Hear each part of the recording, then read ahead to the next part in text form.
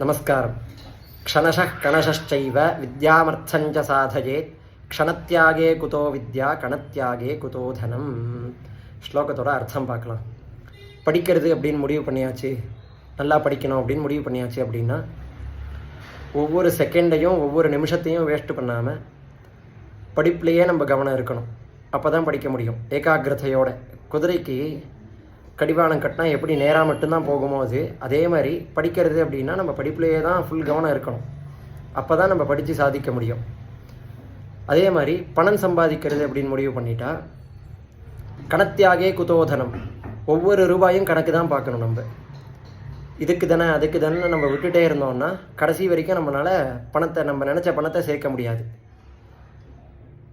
அதனால் படிக்கிறது அப்படின்னு முடிவு பண்ணியாச்சுன்னா டைமை சேவ் பண்ணணும், டைமை ஃபுல்லாக படிப்பிலே யூஸ் பண்ணணும்.